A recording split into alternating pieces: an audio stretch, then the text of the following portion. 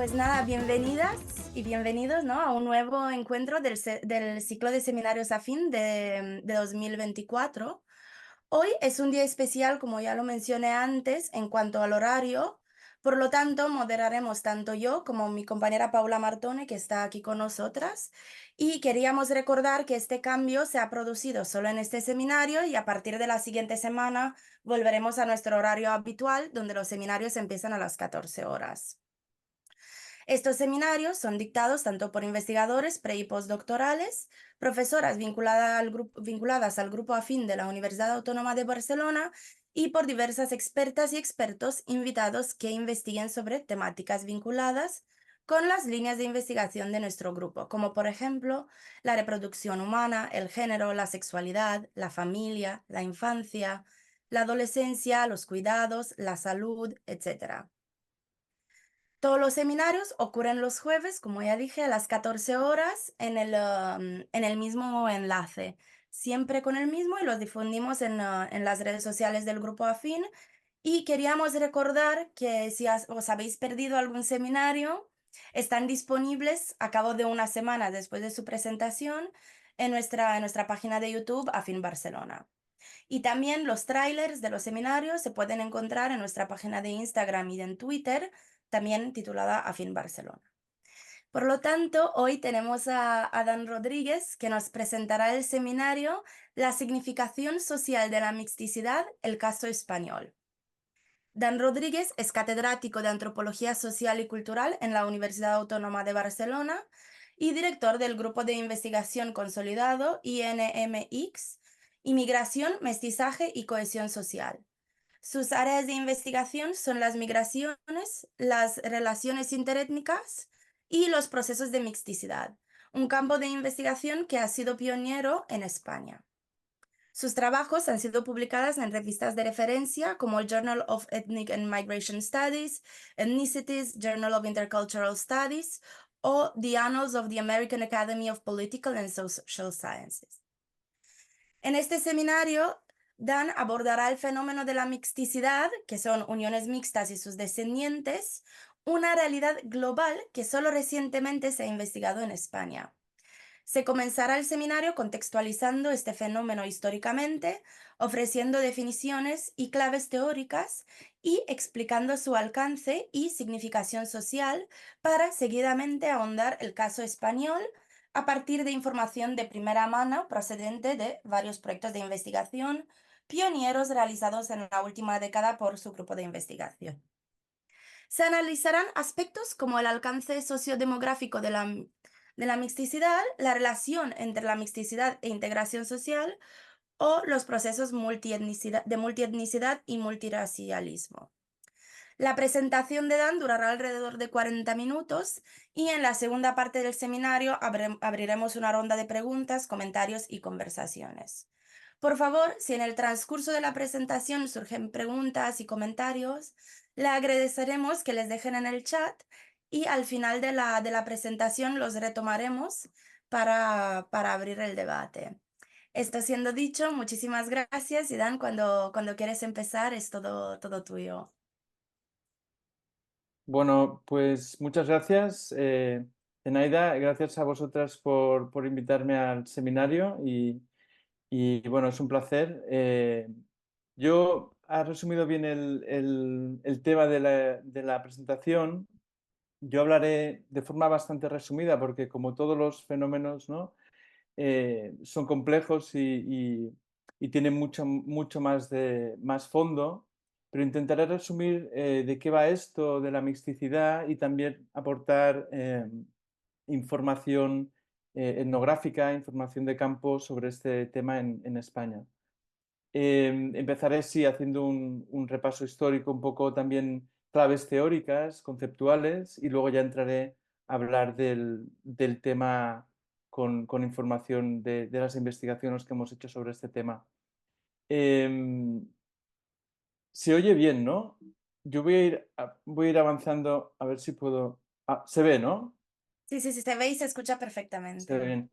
Bueno, pues, ¿qué es la mixticidad? La mixticidad, en realidad, es un término, este de mixticidad, es un término una traducción del francés. En francés se utiliza desde hace años mixité y en inglés se utiliza mixedness, eh, huyendo un poco de algunos términos un poco arcaicos, sesgados, como hibridación, miscigenation, y en España tenemos mestizaje, pero sí que yo prefiero el término mixticidad porque es un poco menos sesgado, menos biologicista también, menos anclado a algunas nociones coloniales que luego explicaré un poco más en detalle. Entonces, mixticidad hace referencia a esto, básicamente a la unión íntima entre personas de diferentes grupos, pueden ser de, nacionales, ¿no? Las variables pueden variar, raciales, religiosos, de clase, eh, de muchos tipos, y a los descendientes de estas uniones. eh, y en general podemos hablar de misticidad como las relaciones de proximidad o de lejanía entre grupos, ¿no? Un poco más en general, o de asimilación y segregación, ¿no? Exclusión e inclusión entre grupos. Entonces aquí hay diferentes cuestiones. Está el análisis de datos demográficos, está el estudio de las categorías grupales, ¿no? De las actitudes hacia los grupos, hacia los cruces, toda una serie de cuestiones que hemos ido poniendo en práctica en los estudios que voy a resumir a continuación. Está claro que esto de la mixticidad no es algo nuevo. Lo que es mixto, pues todo es mixto, ¿no? Somos mixtos desde el origen de la humanidad. La idea de mezcla es un constructo social y en antropología sabemos bien que todos los grupos humanos son producto de la mezcla desde el origen, como digo, eh, de la humanidad, ¿no? Donde ahí se mezclaron ya neandertales, denisovanos, diferentes homínidos, ya somos todos producto de la mezcla.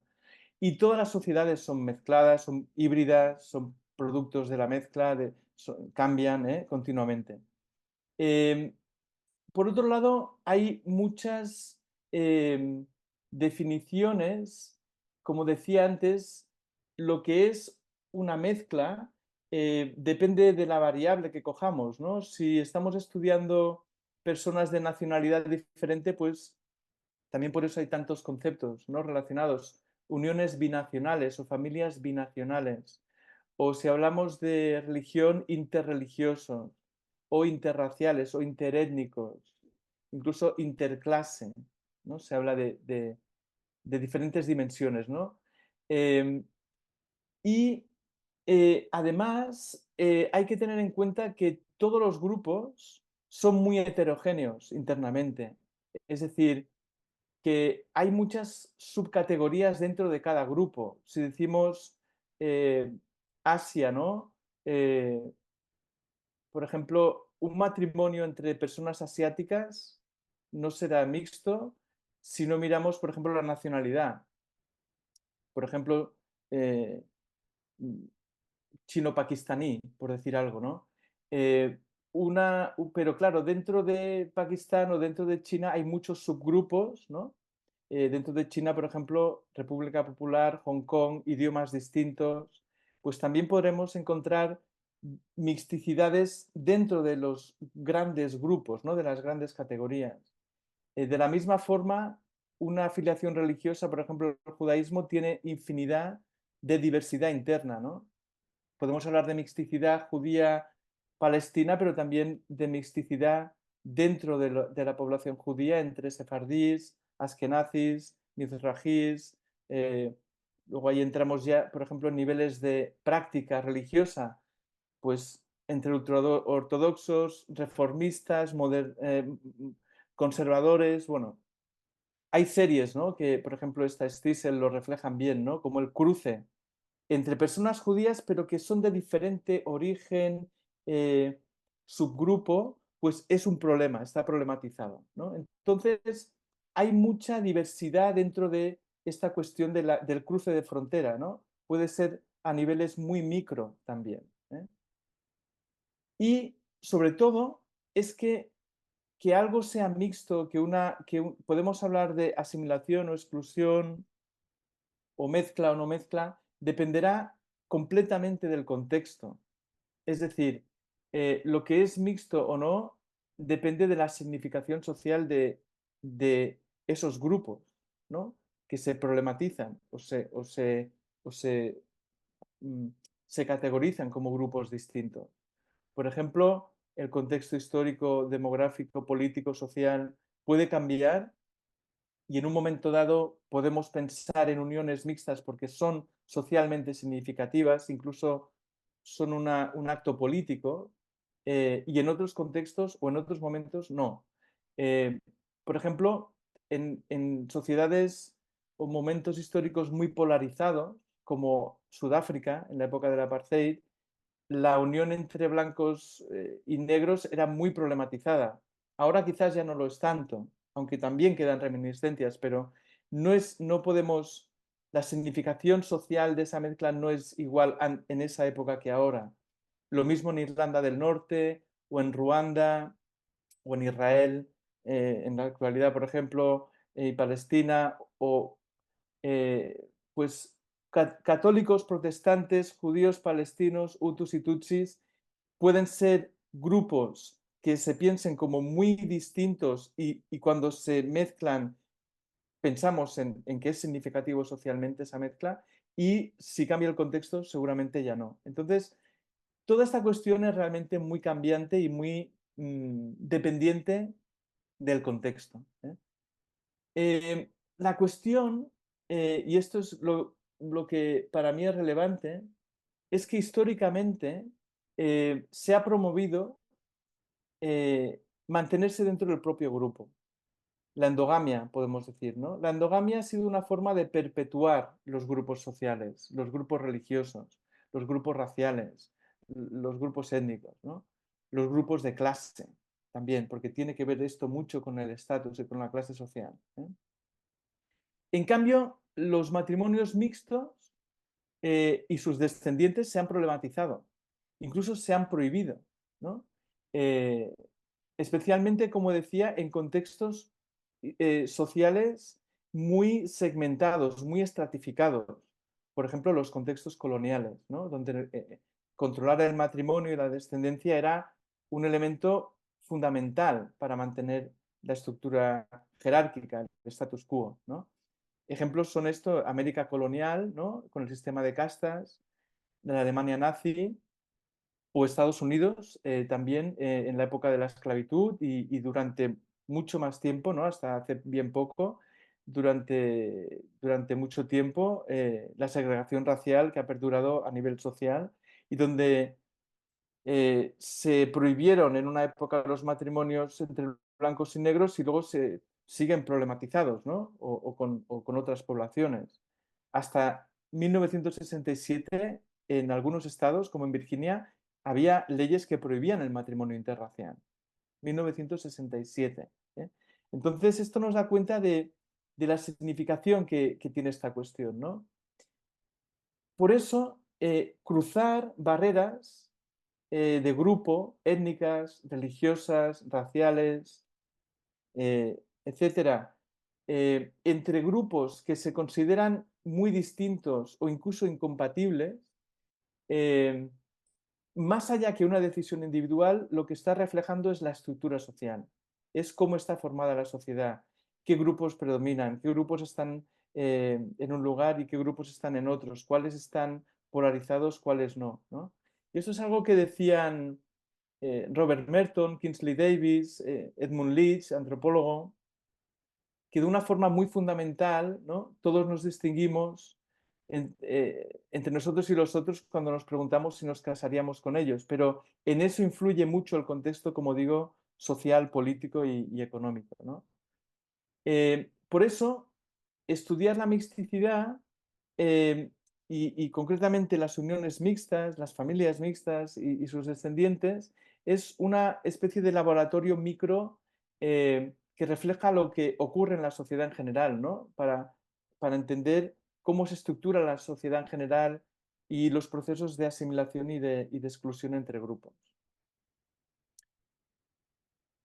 Y es por eso también que hay en la cultura popular una infinidad enorme, ¿no? Desde siempre de productos culturales populares, literatura, cine, teatro, que refleja esta cuestión, ¿no?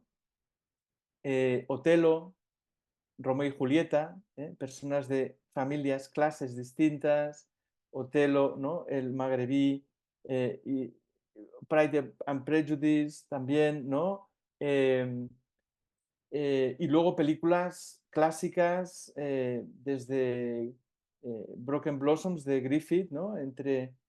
Que narra esta historia en América, ¿no? Entre un hombre de origen chino, y una mujer americana, en esa época donde los chinos eran, bueno, realmente considerados otro grupo humano, ¿no? Distinto, y que se reclutaban como trabajadores coolies, ¿no? Para hacer el ferrocarril, bueno, una gran segregación. Y en esa época hablar de esto pues era complicado.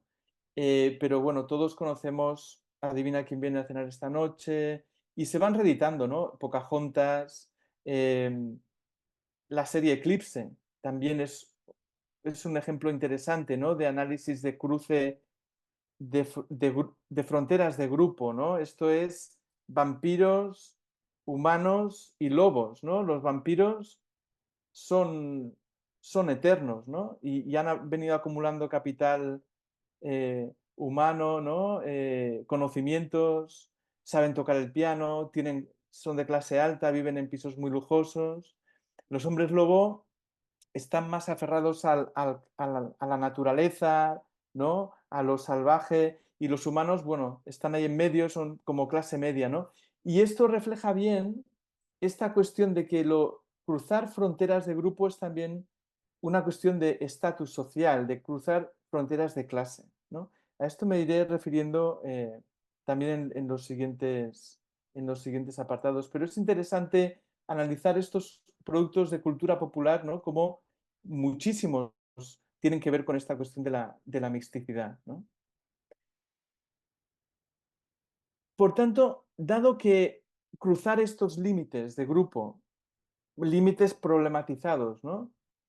Supone una transgresión social, el espacio intermedio o la mixticidad en sí misma se puede entender como un tercer lugar, un lugar de intersección, un lugar de transformación también, eh, que interpela categorías fijas, ¿no? Que interpela las categorías de grupo, las dicotomías que son fijas, y permite eh, pensar en nuevas formas de pertenencia o en deconstruir, como digo, esas dicotomías de partida, ¿no?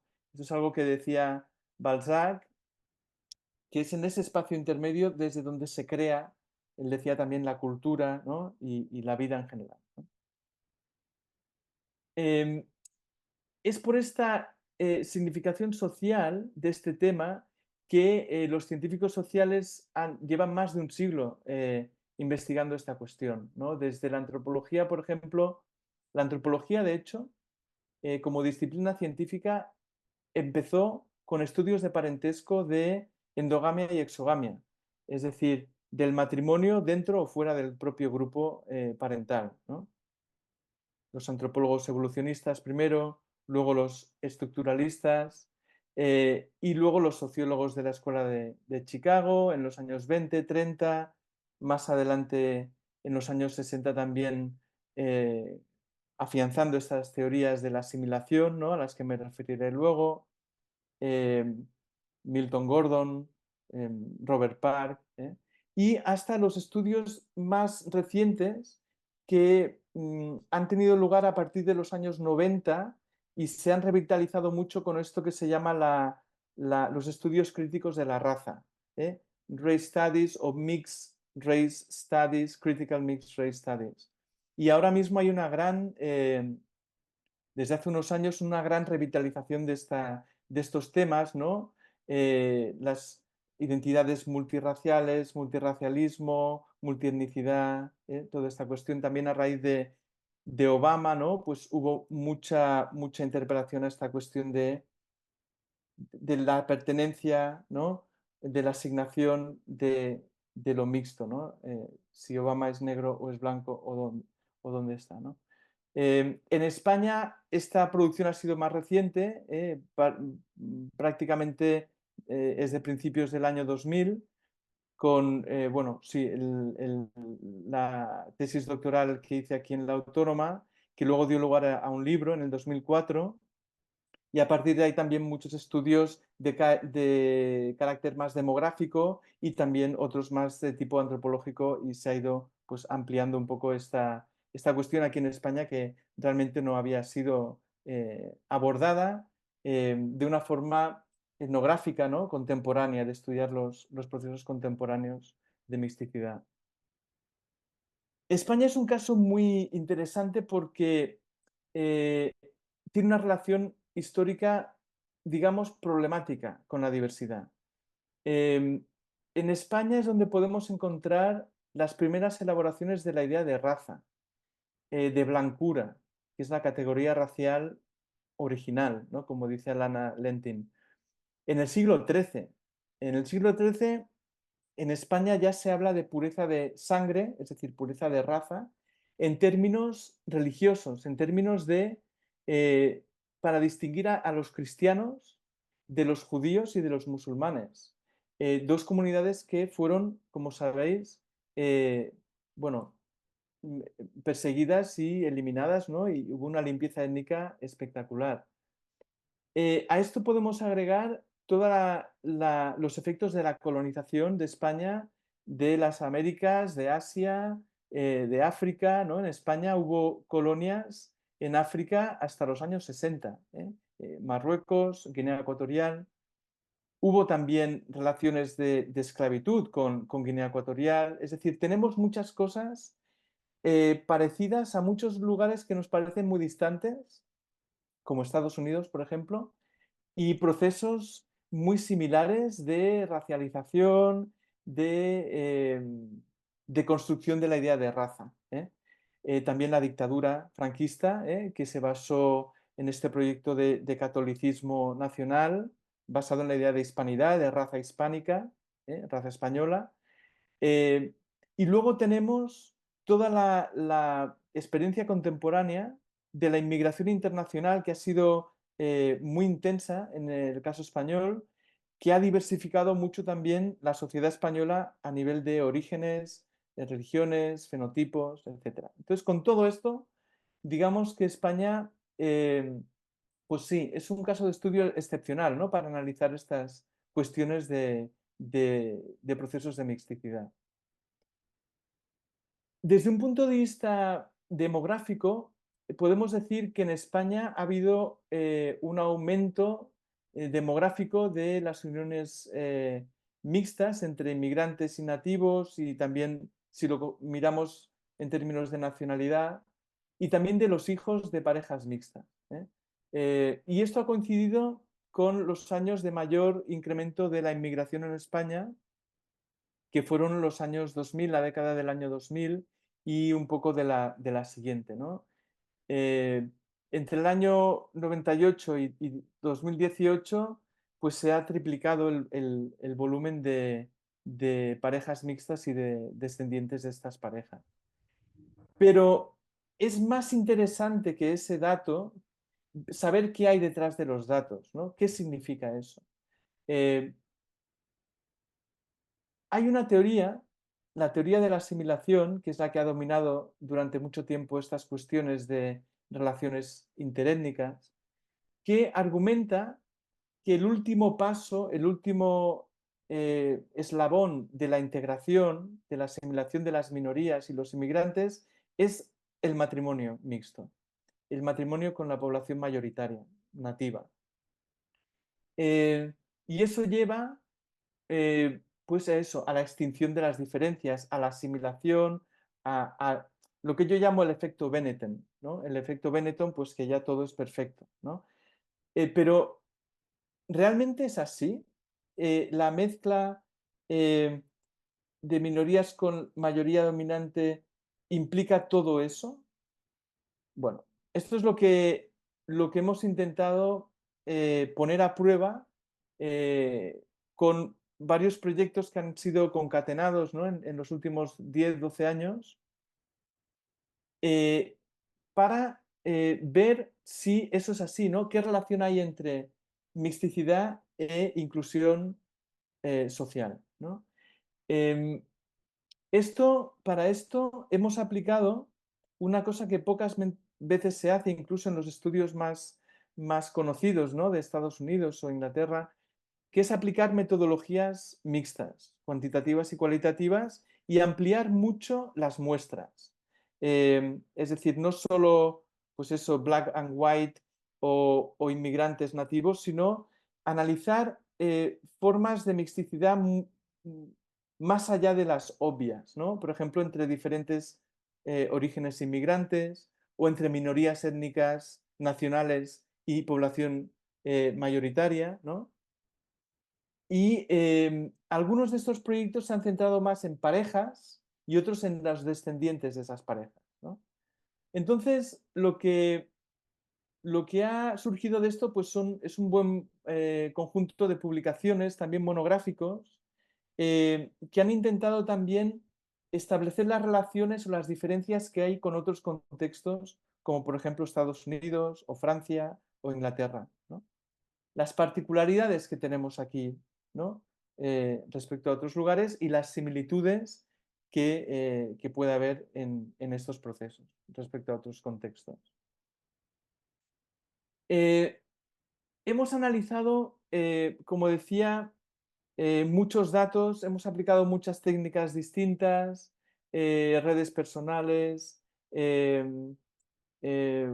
bueno, medidores de todo tipo, ¿no? Cuestionarios, entrevistas en profundidad, grupos focales. Y eso ha sido también para abarcar niveles de observación distintos, ¿no? Más micros, más macros, ¿no? Análisis de datos demográficos, censales, por ejemplo, más meso, el nivel de red de comunidad, ¿no? A través de las redes personales. Y la conclusión de aplicar estas metodologías mixtas con muchos proyectos y con mucha información eh, ha sido que la relación entre mixticidad y integración social no es tan sencilla como, como propone las teorías estas de la asimilación más simples, ¿no? Eh, Son procesos mucho más multifactoriales, más complejos y, por ejemplo, se puede producir integración o asimilación en unas dimensiones y no en otras, ¿no? O en un momento, o depende de qué población, qué tipo de mixtos, sí y qué tipos no. Depende del momento, depende del contexto, depende de las variables de clase, por ejemplo, de origen o de otros o de género, ¿no? Eh, por ejemplo, eh, puede haber inclusión social a nivel de adquisición de la nacionalidad. Es más rápida si hay un matrimonio mixto. O puede haber un incremento en la ampliación de las redes personales, más diversas, más amplias. Pero no necesariamente a lo mejor en el sentimiento de pertenencia o en la eliminación de prejuicios hacia esas parejas o hacia sus hijos, ¿no?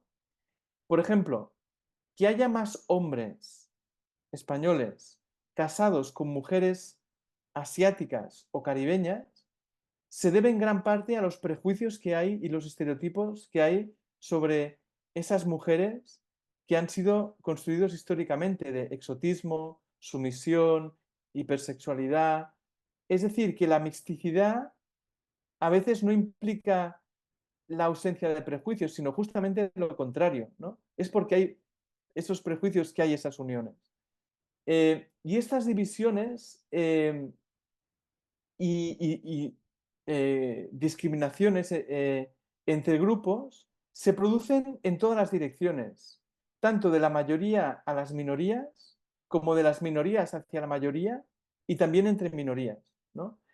Eh, por ejemplo, esto son solo tres ejemplos, ¿no? Eh, el primero es de un hombre senegalés casado con una mujer española, ¿no? Y la mujer española dice, se pusieron su familia radicalmente. No lo querían ni conocer, ni lo conocen, ¿no? Y eso es porque es negro, es musulmán, vino en patera, no tiene estudios. Todas estas cuestiones también de clase, no solo es el origen. El segundo es de un hombre marroquí casado con una mujer española y es al revés, es la familia marroquí que no, no aprueba la unión fuera del grupo, ¿no? La madre dice, os casáis con nazaríes, ¿no? Con no musulmanes, con cristianos. Y la tercera es de una mujer dominicana casada con un hombre español, y en este caso vemos reflejada la discriminación a la mezcla con otros grupos, a lo mejor no con los hombres españoles, pero sí, como dice, yo con negros, pues no, a mi hija, verla liada con un marroquí, un pakistaní, un árabe, un ruso, una cosa rara de esas, pues no. Entonces, la cosa es más compleja de lo que parece, ¿no? ¿Qué ocurre con los descendientes de las parejas mixtas, los hijos e hijas de uniones mixtas? Pues también hemos visto que la mezcla, su condición de mixtos, ¿no? No es tampoco una panacea de la inclusión social, ¿no? No se abre de nuevo el arco iris Benetton y ya a partir de ahí todo es fluido y es fácil. Hemos analizado muchos aspectos de integración social, por ejemplo, sentimiento de pertenencia, éxito académico, inserción laboral, conocimiento de idiomas, estructura de las redes personales, etc. Y lo que hemos visto es también que hay experiencias muy diferentes, muy distintas, muy diversas de misticidad, dependiendo de factores como el origen específico o características particulares de estos individuos, ¿no? Y podemos ver un poco dos patrones. En general, los que pueden hacer el passing como nativos, es decir, que comparten, por ejemplo, un fenotipo de piel más blanco, un nombre que no remite a una extranjeridad o un acento o un idioma. eh, es decir, los que tienen marcadores de diferencia más prestigiosos, ya sea, por ejemplo, porque su padre a lo mejor es español, pero su madre es inglesa, ese idioma, el inglés o el francés o incluso el chino, puede ser mm, un marcador de prestigio. En estos casos, la experiencia de mixticidad es más ventajosa, es más flexible. Las identidades son se navega más libremente entre esta multiplicidad, ¿no?, de identidades. Eh, Hay menos disonancia entre la identidad escogida y la identidad que te adscribe la sociedad. Y hacen un uso más estratégico de ese capital múltiple o mixto, ¿no? Por ejemplo, si hablan varios idiomas, los utilizan, los pueden utilizar. Si tienen contactos en el país de origen del padre o de la madre, pues los utilizan, tienen más redes transnacionales. En cambio, en los casos donde hay racialización de esa población mixta, que no tan fácilmente pueden pasar por nativos, por españoles, porque tienen eso, marcadores de diferencia de bajo prestigio, por ejemplo, por la ascendencia, por el fenotipo, la piel más oscura, o por el acento, o por el apellido, los apellidos, o los nombres incluso, o una afiliación religiosa que esté poco prestigiada en nuestra sociedad, como es el Islam, por ejemplo. En esos casos hay más constricciones para desplegar esta experiencia, esta condición de mixto, ¿no?, y de capital cultural mixto. Por ejemplo, multilingüismo, igual quizá hablan árabe o hablan urdu, pero esos idiomas no son prestigiados, no los van a utilizar, ni siquiera los van a querer aprender. O las redes transnacionales tampoco, por ejemplo, puede haber mucho rechazo hacia el origen del padre o madre inmigrante y por lo tanto limitación de esas redes, de esa variedad de redes personales, por qué ese origen en particular está estigmatizado, ¿no? Y aquí la clave, o una de las claves importantes, es la visibilidad, ¿no? En el caso español, los marcadores de más prestigio, eh, o por decirlo de otra manera, de menor prestigio, son la herencia negroafricana, la herencia magrebí musulmana, el tema del moro, el estigma del moro, y la gitana, ¿no? La herencia gitana, que como veremos también ha sido históricamente muy problematizada. Eh, es decir, aunque son mixtos, han nacido aquí, se han socializado aquí, incluso se identifican como nativos o mixtos, la sociedad se les sigue imponiendo el estigma del otro, del extranjero, del inmigrante, ¿no? Estos son algunos ejemplos, ¿no?, de esto que estoy diciendo. Dicen, los dos primeros casos son de estos prejuicios, estereotipos, ¿no? Por ejemplo, el segundo es una madre, una mujer de República Dominicana, que está casada con un hombre español, y ella habla de sus hijas, dice, ellas han nacido aquí, se han criado aquí, se sienten de aquí, pero las ven como extranjeras.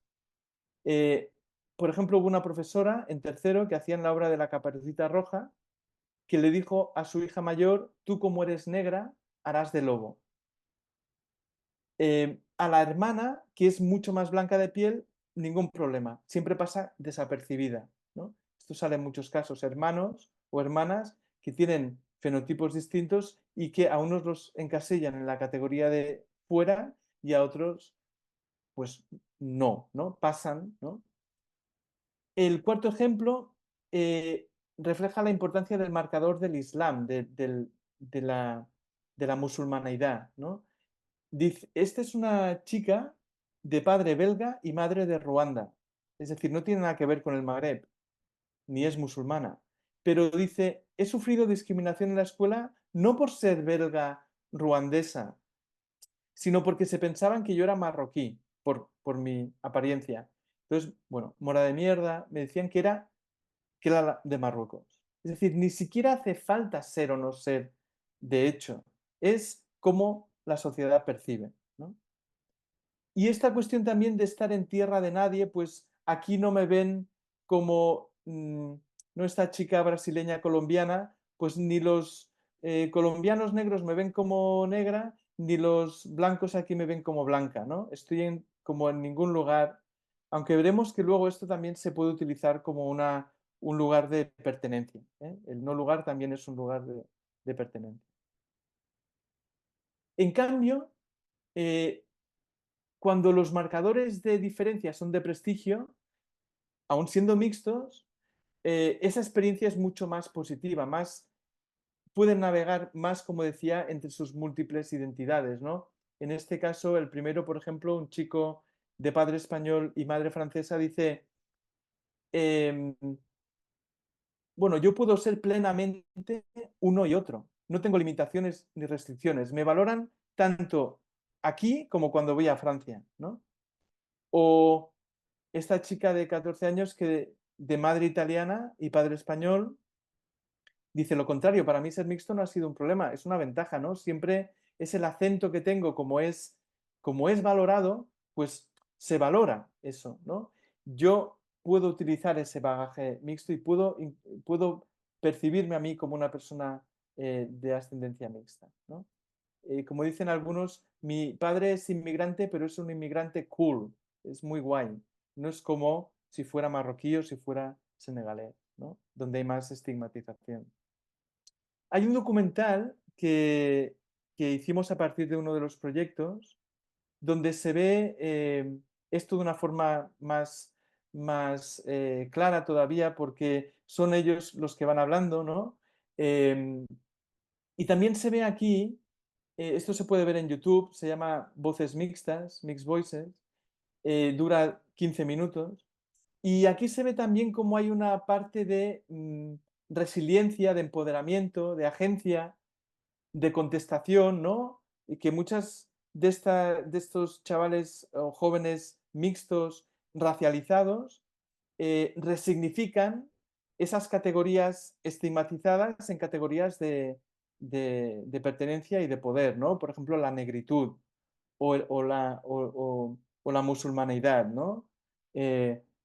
Pero a la vez hay que tener en cuenta que este empoderamiento, esta agencia, no elimina la discriminación. Si hay empoderamiento, si hay agencia, es porque hay discriminación y hay prejuicios y hay estigmas, ¿no? Entonces, a veces estos discursos pueden parecer muy positivos, pero están escondiendo que realmente, ¿no? Mostrar mucha resiliencia, pero eso no quita que haya habido la discriminación. ¿Me explico?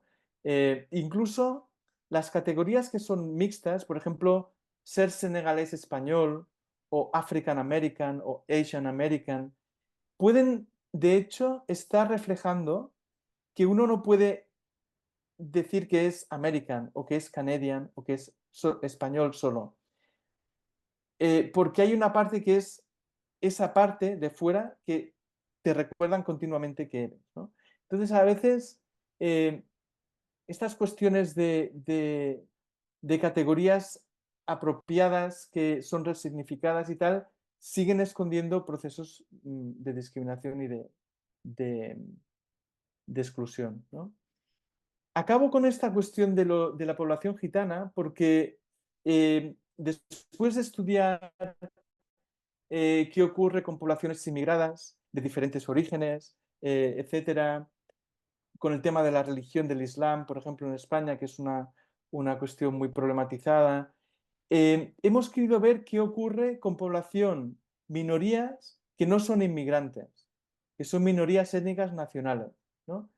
Como es el caso de la población gitana en España, que llevan aquí más de 600 años, pero que históricamente se les ha problematizado, se les ha extranjerizado, estigmatizado, marginado, excluido, ¿no?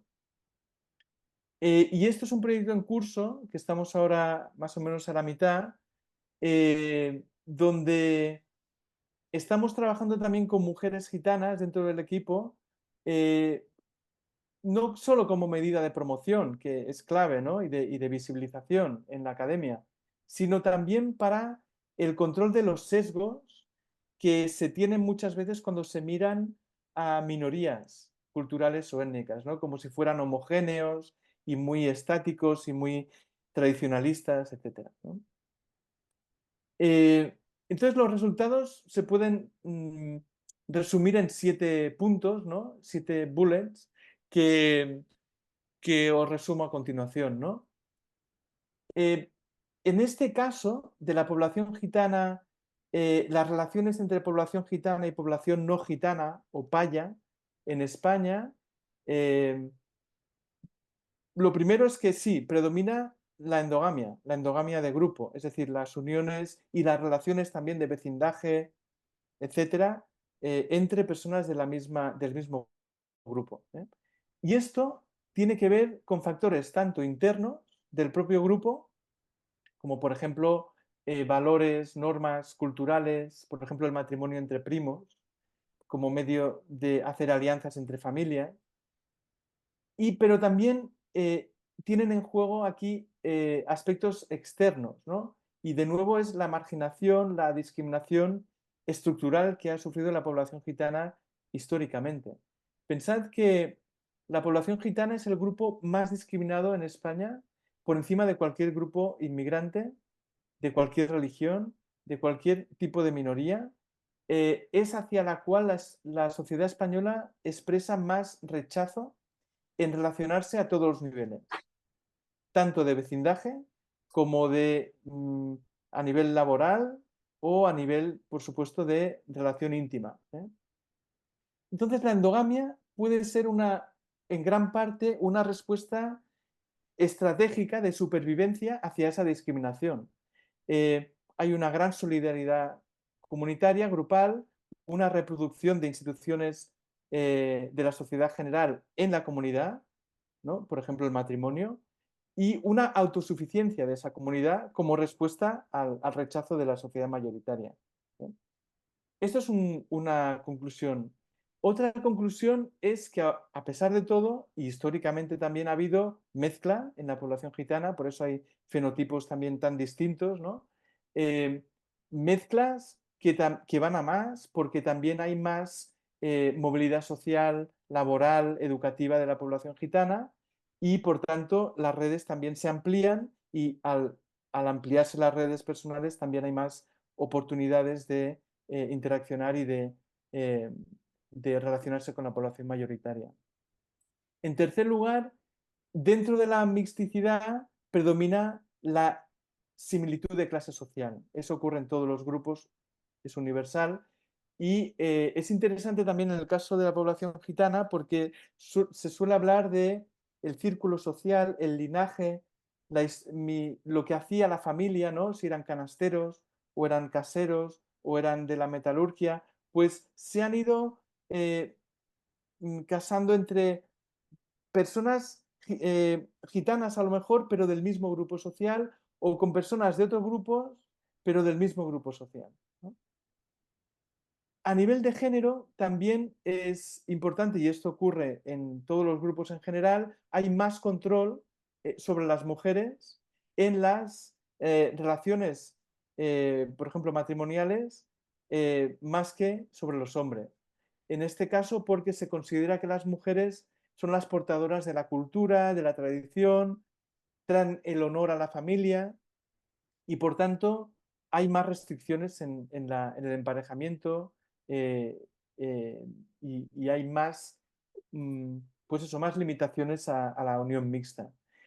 A nivel de visibilidad también ocurre, como en el caso de la población inmigrada, que cuando se percibe que la población mixta gitana, por sus rasgos, su acento, lo que sea, es gitana, pues hay la misma discriminación, las mismas limitaciones que si no fueran mixtos, ¿no? Entonces el tema de la visibilidad también condiciona mucho en este caso. Ya llegando al final, el tema de la hostilidad dentro del grupo. También en la mixticidad, los propios gitanos pueden rechazar a las personas que hacen el paso hacia fuera del grupo. Esto ocurre en general también, ¿no? Eh, Porque es como una traición al propio grupo. Eh, ya se desvirtúa, ya no son auténticos gitanos. Y es mucho en clave de relación de mayoría a minoría de discriminación histórica, ¿no? Nos tenemos que proteger, tenemos que conservar lo nuestro porque si nos mezclamos con los fallos, pues se pierde nuestras tradiciones, nuestros idiomas, etcétera, y esto es un problema, ¿no? Entonces hay un poco una sensación de como de traición al grupo cuando hay una unión fuera del grupo. Y finalmente, dentro de la comunidad gitana hay mucha diversidad y también hay incluso más problematización de emparejarse a lo mejor con personas gitanas de diferentes grupos, por ejemplo, Calais con catalanes o población rom del este o de otros lugares, que con población paya, ¿no? Entonces, hay una gran diversidad también aquí dentro, ¿eh? Concluyo con esto, básicamente, estudiar la mixticidad es una forma, como decía al principio, de estudiar la estructura de la sociedad, ¿no? Los prejuicios, discriminaciones, divisiones que hay entre grupos y que persisten muchas veces a pesar de la mezcla, ¿no? Mantenemos, ¿no? Es una forma de decir, siempre hay como una persistencia de esta idea de los otros y nosotros, ¿eh? Que es una idea clásica de la antropología. A la vez, la misticidad sí que es un motor importante de transformación social, ¿no? Como decía, un tercer espacio de cuestionamiento de categorías, de ruptura de fronteras, de formación de repertorios culturales, sociales múltiples, híbridos, y de pensar en formas distintas de pertenecer, ¿no? Como decía Balzac o también autores como Apaduré o Capranzano. Y lo dejo aquí. Muchas gracias por escuchar. Muchas gracias, Dan. Gracias, súper interesante. Nada, y bueno, muy completo, ¿no? Has hecho un recorrido, nada. Bueno, ahora comentamos un poquito. No sé si hay alguien que tiene alguna pregunta o alguna cosa que le gustaría compartir. No sé si se oye, yo no oigo nada, pero Ay, no me oyes a mí, no, ¿no? ahora ¿Sí? sí, Vale, sí. no sé si es perdón, ¿eh? La conexión a internet. Voy a intentar. No, tranquila. Ay, madre mía. Si no se me oye, avísame, ¿vale? Y busco. Sí, no, ahora oigo bien, sí, sí. Vale, vale, pues nada, intentamos. Decía que Ujú. no sé si me habéis oído. Si alguien tiene alguna pregunta, bueno, es el momento, de intervenir. Si alguien quiere comentar alguna cosa, alguna pregunta sobre la presentación. Si no, bueno, empiezo yo, ¿vale, Dan? Para ir un poco Sí, claro. dando temas. Bueno, voy a hacer referencia a esto último que has dicho, ¿no? Porque me ha interesado la población gitana, ¿no? Que has hablado, pues, de que es, digamos, la población peor vista, ¿no? En la sociedad española. Mm, No mm, sé si habéis identificado elementos concretos de el por qué, ¿no? Porque, bueno, se ha hablado mucho de este tema ujú, de la misticidad vista de forma más positiva, ¿no? O más negativa, mm. en base a una serie de elementos. En este caso en particular, no sé si habéis identificado, pues eso, qué elementos hacen, ¿no? Que haya mayor rechazo quizás hacia este grupo respecto a otros. Ujú. Sí, bueno, básicamente la percepción histórica sobre lo que se ha proyectado sobre la población gitana, ¿no? Como una población muy, muy distinta, muy cerrada, ¿no? El tipo de forma de vida, ¿no? Más itinerante, nómada, ahora ya no tanto, ¿no? Pero se sigue pensando en eso como y todo lo que va asociado a eso, ¿no? Las ropas, la percepción de suciedad, de que como no tienen nada, pues roban, el vagabundo, ¿no? Si pensáis en películas o en iconografía sobre población gitana, pues esto de estos estereotipos, ¿no? Estas imágenes estereotipadas, exageradas, ¿eh? Del gitano harapiento o también que solo baila, ¿no? Que remite un poco a la idea de la esclavitud en Estados Unidos, el Jim Crow, ¿no? Que era el negro en las plantaciones que bailaba, hacía el tonto y como no, pues se infantiliza, pues todo esto un poco también en la población gitana, ¿no? Todavía hoy en los estudios que hace el CIS, ¿no? De actitudes sociales hacia la población, por ejemplo, magrebí, gitana, salen estas cuestiones, ¿no? Se percibe que, que la persona gitana, ¿no? O, por ejemplo, ¿cuántos casos de personas gitanas han sido, no me sale la palabra ahora, pero bueno, paradas en una tienda, en un centro comercial, ¿no? Para decirles, por favor, salga usted y tal, simplemente porque les han percibido que eran gitanos, ¿no? Eh, hay esa idea de que no se han asimilado a la cultura mayoritaria, han mantenido formas de vida distintas que, y por tanto, y bueno, no están, esta cuestión de la civilización, ¿no? De que no, son el peligro, ¿no? Lo peligroso, todavía hoy. Entonces, hay una cosa interesante de esto que decía del repliegue como respuesta a la discriminación de fuera, ¿no?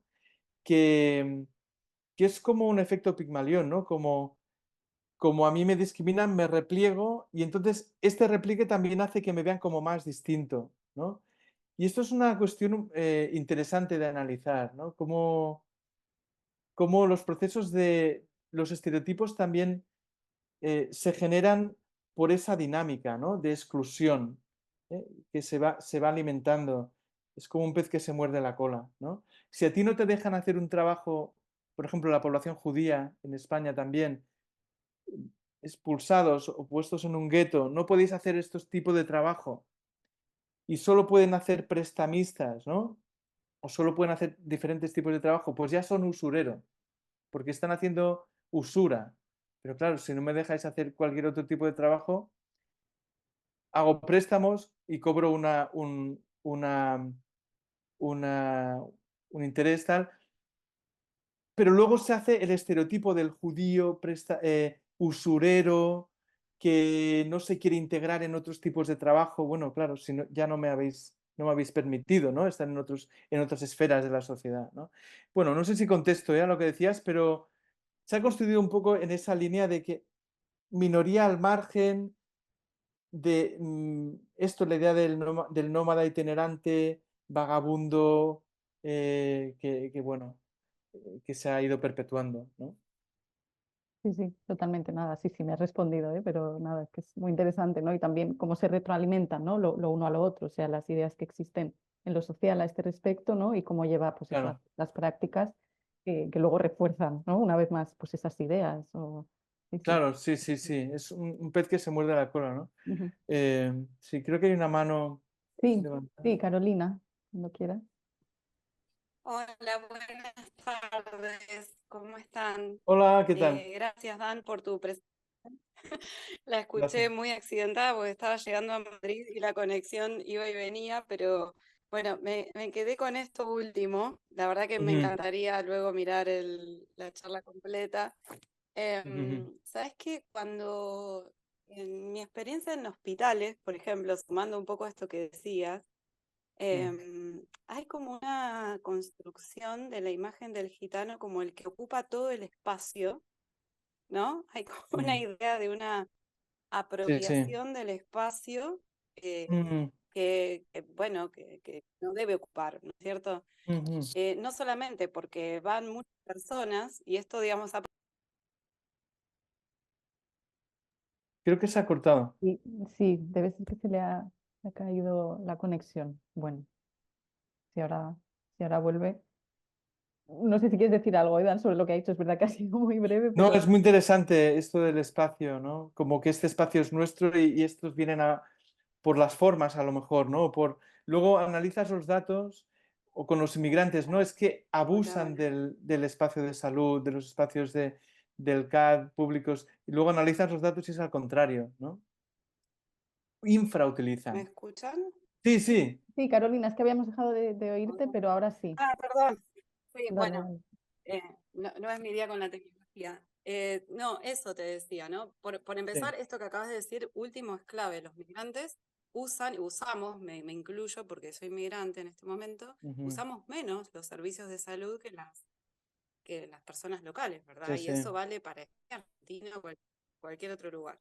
Te sí, decía sí. que en el caso de un tiempo que estuve trabajando en Misiones, en el norte del país, era, Ujú, digamos, todo un evento cuando llegaban camiones con gitanos que acampaban en un lugar que era bastante, digamos, no era un lugar para camping, sino que era un mm, espacio que estaba, bueno, inutilizado, pero había esta idea de que, bueno, como está inutilizado no lo puede usar nadie tampoco, y mucho menos estos que vienen de afuera, ¿no? claro, sí, sí, Era como que toda esa semana que sí, sí. estaban estas personas acampando en ese lugar, obviamente iban al único hospital pequeño de primer nivel que había allí.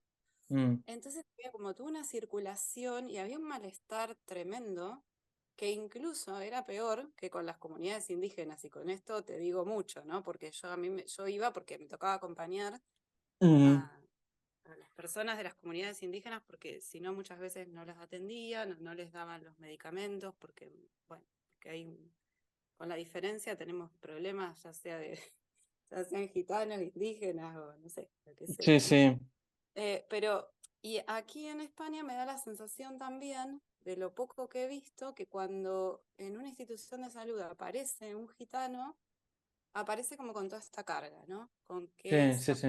ocupan espacios, circulan de maneras Mm. indebidas, elevan la voz, ¿no? Como que hay como una ocupación total del espacio. No sé si tú tienes alguna experiencia de este tipo o han trabajado en este contexto. Perdona que no te escuché Mm. completo, pero tal vez ya lo dijiste, ¿no? No, no, gracias. No, no, específicamente no hemos trabajado en estas cuestiones, de uso del espacio, de percepción en el espacio, pero entiendo lo que dices y es una cuestión muy, muy similar a otros colectivos, ¿no? Mm, y luego cuando analizan los datos, esto del uso del sistema de salud sí que lo analizamos hace bastantes años con un proyecto que tenía Teresa San Román. y acceso a la salud de colectivos inmigrantes y realmente estaba muy claro, ¿no? La cantidad de prejuicios y estereotipos y luego, si es que la mayoría de gente no tiene tiempo de ir a... Ese era el problema, ¿no? Entonces, pero la percepción es que es un sobreuso y que encima nos quita, que está, que, bueno, estos discursos, ¿no? De la extrema derecha, de los recursos que son limitados y ellos hacen un uso excesivo, ¿no? Pero si miden los datos es justo lo contrario. Entonces hay unas iniciativas que se llama Stop Rumores, no sé si habéis oído, hay en Cataluña, a nivel No. estatal también, mirad en la web, se llama Stop Rumores, yo he colaborado con ellos alguna vez y se dedican a recopilar datos para desmontar rumores como este. Desmontar rumores como este, la sobreutilización de la sanidad por parte de los inmigrantes o minorías. Y entonces es muy interesante porque lo analizan a fondo, pero luego la información la publican de una forma muy sencilla de entender, muy didáctica, con gráficos, con dibujos, ¿no? Os recomiendo que miréis esto y es un ámbito, el tema del espacio público es realmente muy interesante para analizar, ¿eh? Mm, seguramente hay gente, ¿no? José Sánchez en el departamento, por ejemplo, o Teresa Tapada, que han estudiado estas cuestiones del espacio público, la apropiación, ¿no? O la percepción. eh, por ejemplo, Teresa San Román decía, los gitanos aprovechan reinventan los espacios públicos, por ejemplo, las fuentes que no se usan, pues se van ahí y pueden poner los pies, porque lo han hecho antes en los pueblos o donde fuera, ¿no? Pero luego se puede ver como algo que no se puede, seguro que no se puede hacer. Entonces, a veces se problematizan usos del espacio. Pasa con la gente joven también. La gente joven, cómo utilizan un espacio que a lo mejor han hecho una línea recta y ellos pasan por medio con el monopatín. No se puede. ¿Cómo que no se puede? Pues haz la línea en diagonal. O sea, que la gente reinventa el espacio público y eso no tiene por qué ser problemático, ¿no? Eh, Habrá límites, pero se problematiza muy rápidamente en el caso de poblaciones como esta, ¿no? Donde hay muchos prejuicios y muchos estereotipos, pues estos dominicanos están delante del MACBA con la música y tal, pues que entren, pues que no sé qué. Se problematiza siempre eh, cosas que a lo mejor no son problemáticas, simplemente son resignificaciones del espacio, ¿no? De cómo se había concebido ese espacio, pero no tienen por qué ser problemáticas. Pero bueno, yo no he estudiado este tema a fondo, ni mucho menos, pero me parece fascinante, ¿no? Y un buen ejemplo para ver estas cuestiones de discriminación, ¿no? Sí. Bueno, gracias. Gracias por la conversación. Gracias, Carolina. Pues, ¿alguien más tiene alguna pregunta? Yo te quería preguntar, Dan, bueno, así más Sí, en términos generales, ¿no? Porque claro, ahora, bueno, se habla mucho sí, de la...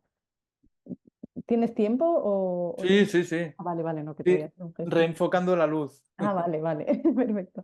No, que que no se me habla ven. mucho de eso, de la sociedad global en la que vivimos, ¿no? Bueno, inmigración siempre ha habido movimientos, quiero decir, poblacionales, ¿no? Pero, o sea, Sí. ¿qué percepciones tienes sobre nuestra sociedad actual, ¿no? Bueno, en el caso de España, por ejemplo, ¿no? El hecho de que pues haya familias mixtas, ¿no? Supongo que es, bueno, es algo que va en aumento. O sea, ¿crees, por un lado, que las familias mixtas creen que ellas a su vez pues están exentas quizás, ¿no? de ciertos prejuicios por el hecho, ¿no? de tener mixticidad en el seno familiar, pues quizás creen ser más abiertas, o sea, cuáles son sus ideas, ¿no? Creen ser más abiertas quizás respecto a ciertos prejuicios, porque has dicho también esto que era muy interesante, que la existencia de mixticidad no conlleva la inexistencia de prejuicios. Claro, Y, sí, y, sí, sí. claro, y a nivel más sociedad general, ¿no? La sociedad española, ¿qué percepción crees que tenemos, ¿no? Que somos una sociedad, no lo sé, más inclusiva respecto al pasado, pues porque estos elementos, ¿no? O sea, esta realidad va en aumento, o esto está generando a su vez, ¿no? Bueno, incluso a nivel político, ¿no? Sabemos que hay pues muchas veces resistencia, ¿no? a ciertas cosas y son temas que muchas veces todavía a día de hoy, ¿no? Generan muchas problemáticas. ¿Cuál es tu opinión al respecto? ¿Estamos igual o hay algo específico Sí, también, ¿no? de este momento? sí, sí, sí. Bueno, Bien. son temas muy macro, pero es interesante, claro. El mundo es cada vez más interdependiente, está cada vez más relacionado entre sí, hay más, más relación, más contacto, más información unos de otros, ¿no? Hay todo eso. Pero a la vez hay el muro, ¿no? de Donald Trump, Ceuta y Melilla. O sea, las fronteras existen y se ejercen las soberanías, ¿no? Entonces, por un lado, claro, el mundo se mezcla, digamos que se va igualando, ¿no? Podemos hablar del mainstream, ¿no? Se va diversificando, como dice Richard Alba, pero por otro lado hay muchas resistencias también, e incluso pasos atrás. Pensad lo que está pasando en Estados Unidos. Obama y ahora otra vez Donald Trump. Eh, claro, ¿cómo se entiende eso? ¿Se están cerrando las brechas de el racial divide de black and white? Parecía que sí, bueno, a lo mejor no. Black Lives Matter, otra vez, ¿no? Es como, bueno, pero si ya estamos todos, pues resulta que no, que hay muchas pervivencias de estigmatización de la población negra y aquí en España lo mismo. O sea, el tema del Islam, del moro, ¿no? El estigma del moro, del ser o parecer, ¿no?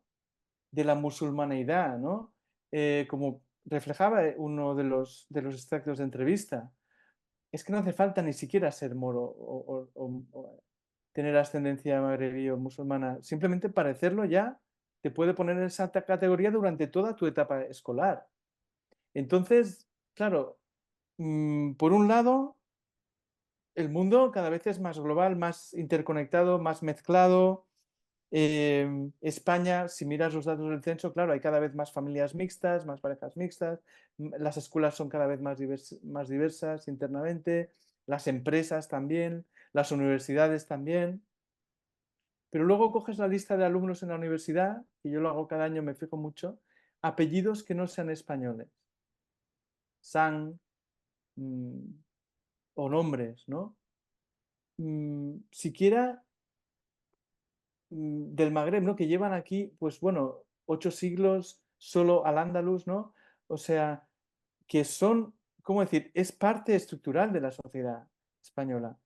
Y no ver esos apellidos ahí, o en empresas, o en el profesor, o en el enfermero, o en tal, sí que hay, pero mucho menos de lo que demográficamente tendría que haber esa representación, o en la tele, o en la radio, ¿no? Bueno, eso entonces indica que, bueno, sí, hay más diversificación, las familias mixtas sí pueden ser un motor de transformación social, de cambiar un poco la idea de origen tan fija, ¿no? Y pensar en múltiples pertenencias, tal. Pero es más fácil si eres budista y tal, que si eres musulmán y tal.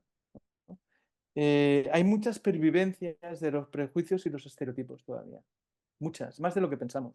En la escuela siguen llamando a los niños de piel más oscura conguito y colacao. Y hacen guerras de moros contra cristianos. Y el moro pierde, lo matan. Y esto se ve en las escuelas en 2024. O sea que parece que ya hemos trascendido esa época, ¿no? Como ya no hay colonias o no hay, o en Estados no hay esclavitud o no hay tal, pues ya hemos trascendido todo eso y ya la sociedad, es lo que dice esta gente, ¿no? Pues ya es todo uno, es un mainstream diverso, pero en realidad no es tan así, ¿no? Yo soy escéptico y positivo a la vez, o sea, veo cosas, pero luego veo cosas que no me cuadran. O sea, no. Hay gente que está casada con un japonés, yo conozco, pero que nunca se casaría con un chino. o con una persona de África. Dices, bueno, entonces la mixticidad elimina prejuicios o no, o no tiene nada que ver con eso. A lo mejor simplemente es que se han conocido en la universidad o en el trabajo, pero sigue habiendo prejuicios, ¿no? Hacia otros grupos, a lo mejor, ¿no? Entonces, bueno, no sé si te he respondido, porque es mm, un, un paso adelante y otro paso atrás. Esto es lo que nos pasa también mucho en España, ¿eh? Un pasito, y con el género igual, ¿no? Las relaciones de género. Y dices, ¿cómo puede ser? Pones la radio, ¿cómo puede ser que estemos hablando de estos niveles de violencia de género? Eh, y no sé, yo creo que esta idea del progreso, de la transformación social y tal, es muy frustrante, ¿no? Porque en realidad es un poco más la sociedad del cangrejo, que va un poco adelante, pero mucho atrás, ¿no? Un poco adelante y mucho atrás, y otra vez. Uno adelante y dos atrás. Bueno, Sí, sí, totalmente. Y, y crees, porque bueno, esto es un poco el mismo tema, ¿no? Pero ¿crees que esto es característico, o sea, aparte de a nivel global, es algo característico de la sociedad española? Porque a mí a veces me ocurre, ¿no? Cuando hablas pues, con extranjeros, con gente no española, que es verdad que España a veces es vista como un país muy abierto, ¿no? De cara pues, mm, eso, a ciertas políticas, por ejemplo, ¿no? Pues, por ejemplo, a nivel reproductivo, ¿no? Que son los temas que hacemos nosotras en el grupo Afín, y bueno, tantas mm, otras cosas. Pero a su vez tenemos también pues, un poco toda esta serie, ¿no? De dificultades de las que hablas. ¿Crees sí, sí. que es característico de nosotros, aunque ocurra, ¿no? En general en las sociedades, ¿no? Un paso adelante, otro para atrás? O sea, ¿es una particularidad de la sociedad española o no tiene por qué? Es un poco el momento que estamos viviendo, ¿no? El momento histórico. Bueno, una cosa que tenemos en España es que hemos sido una sociedad colonizadora y antes de eso hemos sido una sociedad muy dividida, ¿no? Entre grupos. Como decía antes, la diversidad se ha problematizado mucho en España. La diversidad religiosa, étnica. eh, Ha habido épocas donde no, y ha habido épocas muy duraderas, ¿no? Con los reyes católicos, las expulsiones, las pragmáticas contra los gitanos, la expulsión de los judíos, las conversiones, por no hablar de las ejecuciones, ¿no? Directamente, las limpiezas étnicas. Luego la colonización, ¿no? Que no perdamos de vista eso, las relaciones coloniales con América, con África, muy, muy actuales, o sea, que llegan hasta épocas muy actuales. Eh, Grupos, por eso también tenemos estos grupos de ideologías de extrema derecha, ¿no? Porque apelan a esas cuestiones que han estado ahí, ¿eh? Las cruzadas, España cristiana, España blanca, España tal, porque ha estado ahí. Ha sido una sociedad, la española, el franquismo, una dictadura de décadas, ¿no? El impacto que deja eso, el nacionalcatolicismo, la raza hispana, de nuevo, cristiano, blanco, ¿no? La racialización de la religión, otra vez, y del que viene de fuera como un peligro, ¿no? Si, bueno, si es suecas, no, pero, ¿cómo decir? Eh, Todo eso lo tenemos en España y hay pocos sitios que yo piense donde ha habido tanta, por eso decía que es un caso donde hay mucho de todo en España, mucho de todo. Eh, Hay muchos sitios en el mundo, desde luego, donde ha habido sociedades muy divididas y muy segmentadas y estratificadas, pero desde luego España está ahí, ¿eh? No, a mí cuando me dicen no se puede comparar España con Estados Unidos o con tal, digo, bueno, depende cómo sí se puede comparar, ¿eh? Porque claro, hay cosas incomparables, historias, tradiciones, pero otras cosas que son patrones muy comparables, incluso universales, ¿no? Entonces, bueno, yo creo que España ha hecho cambios, ¿no? O sea, la transición, la modernización, el final de la dictadura, todo eso abre la sociedad a entender la diversidad de otra manera, pero las persistencias que están ahí, Seguimos, el packaging de los conguitos, ahí está, ¿eh? Ahora no son los del Congo con la lanza, pero bueno, es el rapero y es el, ¿eh? No es el médico o el, es el que... También siguen estereotipos, de la población negra como especialmente capacitada para un tipo de cosas, ¿no? Unos nichos, el baloncesto, ¿no? Que se han anunciado los conguitos con el baloncesto y el rap. Pues bueno, dices, ostras, no ha desaparecido estos prejuicios tampoco, ¿no? Hacia ese origen. Bueno, no sé. Sí, interesante. Sí que hay muchas ideas, ¿no? Que están realmente muy presentes todavía, o sea, de forma, bueno, profunda, pero que luego se manifiestan. Sí, sí. Y vosotras estudiáis, bueno, toda esta cuestión de la reproducción, la familia, también ha habido aquí un predominio de unos modelos de familia y de una biologización, ¿no? De la pertenencia y la herencia y todo esto bueno, que luego se ve. Hoy he leído una cosa de un artículo sobre parejas mixtas, gays, que también cuando van a adoptar buscan la similitud, ¿no? Biológica para que luego no les... O sea, se biologiza también, aunque se hayan transgredido otros niveles de emparejamiento, por ejemplo. em, no heterógamo, ¿no? O no, fuera de... Hay mantenimientos de prejuicios y cuestiones de biologización, ¿no? de la familia que se mantienen, ¿no? Y este chico, ahora no recuerdo el nombre, lo escribe en este artículo que es interesantísimo, ¿no? Yo lo quiero acabar porque lo que decía, un paso adelante y otro atrás, ¿no? Queremos que nuestros hijos se parezcan a nosotros, ¿no? Sí, porque en definitiva, perdón que me meta, pero en definitiva de eso se trata un poco la idea como más básica del parentesco, ¿no? Es decir, que alguien se tiene que parecer a nosotros. O sea, porque incluso nosotras que miramos ecografías, ¿no? Hay como una fascinación en una imagen bastante poco análoga o parecida a lo que puede llegar a ser un bebé real, digamos, la gente ya empieza a buscarle parecidos, ¿no? Claro, claro. Y no sé, yo que tengo familia más o menos por el lado de los italianos son geniales también, porque, o sea, te ven la cara y ya te buscan, ¿viste? Te dicen, ah, con razón, te pareces a la prima de la tía, si no, no, pero es como Sí, que hay sí, esta sí, sí. cosa, ¿no? De que, no sé, te mandan fotos, ¿no? Para mostrarte que son parecidos a ti, aunque tu bisabuelo se haya ido 50 años y esa gente no tenga nada que ver contigo, ¿no? Sí, sí. Hay como una cosa, ¿no? De necesitar reforzar desde ese parecido físico. Y Marcin Mm, Smietana había en estos seminarios, había justo tratado un caso parecido a este que tú mencionas, ¿no? De mm, parejas homosexuales que de alguna mm, manera trataban de como de reparar la diferencia, mm. sabiendo que sus hijos, digamos, podían llegar a tener algún tipo de, no estigmatización, pero posiblemente también Sí, sí. por ser hijos de parejas del mismo género, el mismo sexo.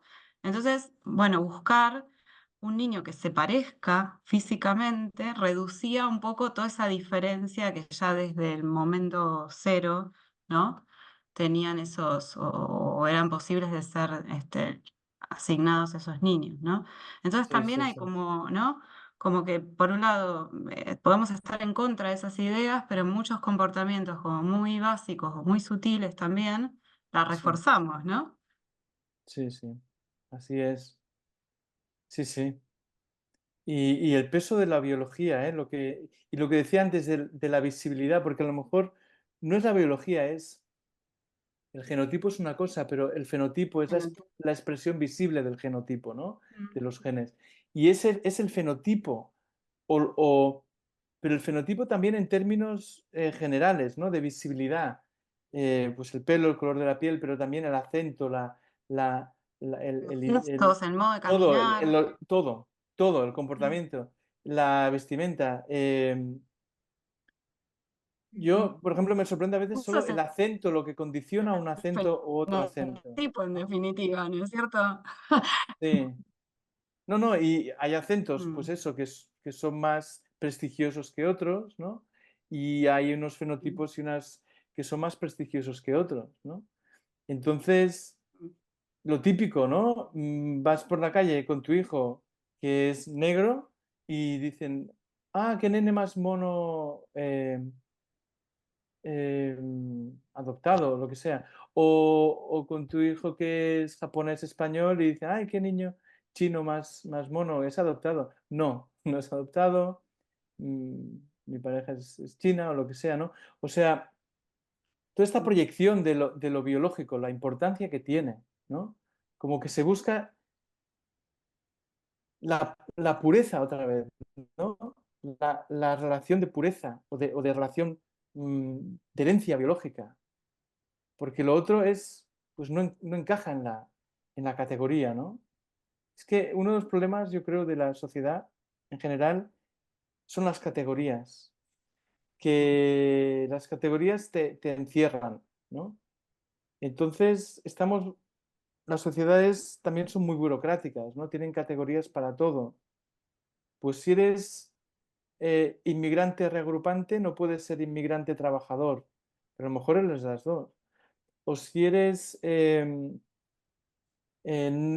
español, no puedes ser musulmán. O si eres negro, no eres blanco. O si, ¿no? Hay como categorías muy cerradas y muy dicotómicas siempre, ¿no? Género, edad, raza, religión, etnia. em, Mm, y romper y salir de eso o estar entre medio o en varias, no encaja. O sea, es como que la máquina mm. se satura y sale Sí, humo, sí, ¿no? Y sí, esto lo sí. hacemos también mucho por hábitos. Nosotros Mm, en el día a día también utilizamos categorías fijas por hábitos, por costumbre y porque es como bueno, es más fácil. sí, Que si te tienes que poner a simplifica, pensar, a lo ¿no? mejor ese niño no es chino, sino que es japonés, o no es adoptado, o es tal, o a lo mejor no es inmigrante, o tal. Eso ya implica más esfuerzo, ¿no? La complejidad implica más esfuerzo.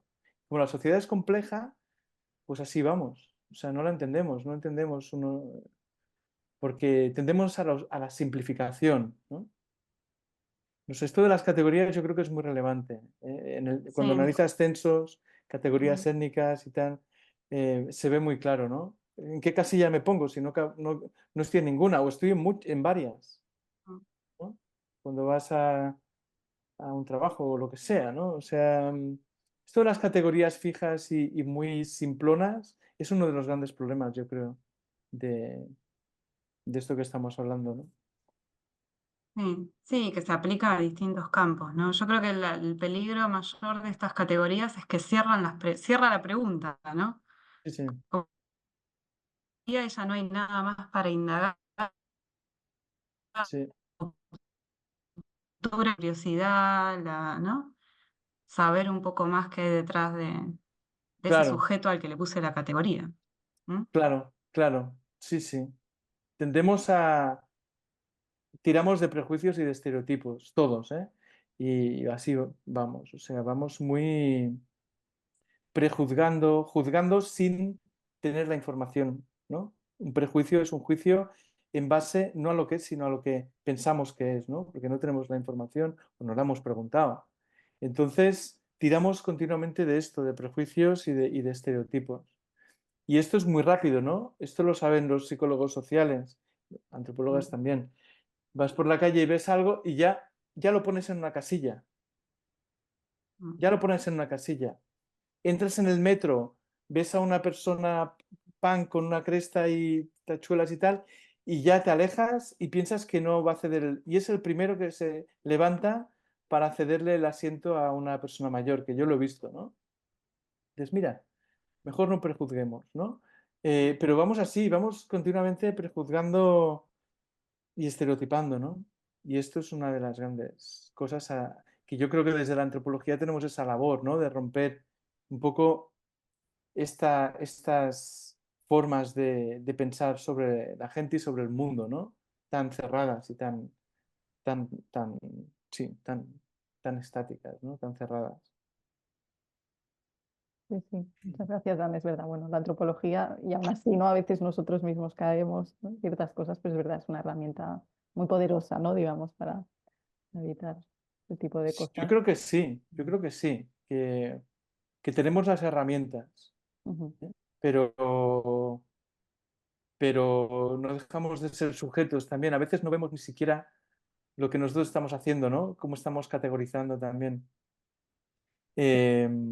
Pero tenemos las herramientas y tenemos que usarlas, ¿no? Tenemos, además, no solo la antropología, es las ciencias sociales en general, ¿no? Que tenemos esta capacidad de interpelar a la sociedad, de, de interpelarla para transformar también, ¿no? Para hacer que la gente cambie a lo mejor actitudes.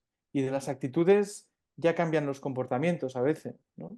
No necesariamente, pero si cambias una idea, un prejuicio, una actitud, pues a lo mejor ya el comportamiento también cambia, ¿no? ujú, Y el próximo día, cuando veas a una persona con el velo, no te vas a alejar o no te va, o creo que tenemos este deber también, ¿no? De trabajar en esa línea, independientemente del campo, ¿no?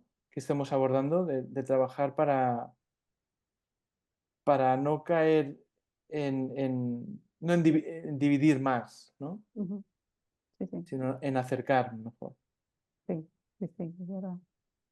Muy bien, Dan. Pues no sé si te parece bien, vamos cerrando. Lo digo para bueno, que no se nos Como pase queráis, mucho la sí, hora. sí, Y bueno, no sé si me quieres decir parece algo, bien. antes de despedirnos, si hay algo que sientes que se te ha quedado pendiente, ¿no? O en base a la presentación o lo que hemos comentado. Por mi parte, no, hay muchísimas cosas, pero no se pueden explicar todo en un día. Pero claro, Otro es de día, te agradecer invitamos otro día y Sí, que sí, hagáis sí. muchos seminarios de este tipo, pues ayuda, pues sí, a pensar también en confluencias de diferentes ámbitos, ¿no? Porque siempre hay relaciones, aunque hayas estudiado un tema, pues tienes relación a lo mejor con otro. Y eso es importante y os lo agradezco de nuevo, realmente. Gracias a ti por estar hoy con nosotras y bueno, enhorabuena, por tu trabajo, porque es verdad, abre muchos temas, ¿no? Realmente podríamos hablar durante horas y bueno, ojalá, Sí, ¿no? sí, Tengamos ocasión en otro momento ojalá, sí, de sí, continuar. totalmente. Muy Yo bien, dispuesto. vale, pues nada, nos lo apuntamos. Muy Muchas bien. gracias por tu participación y nada, simplemente deciros antes de despedirnos que el próximo seminario AFIS es el jueves que viene, que es el jueves día 18. Bueno, para este seminario hemos hecho un cambio de hora, pero generalmente es a las 2 de la tarde de la hora central europea. Y la semana que viene estaremos con Teresa Trimmel, que es profesora de Film and Television, lo digo en inglés porque ella es de la Universidad de Bristol, y su seminario se titula Constructing Good Mothers, Representation of Motherhood and Maternal Care on Netflix. Así que bueno, esto es la semana que viene, el jueves 18, y bueno, hasta entonces nada, agradeceros la asistencia y una vez más a ti, Dan, por este seminario tan interesante. Que vaya muy A bien. vosotras, gracias. Gracias.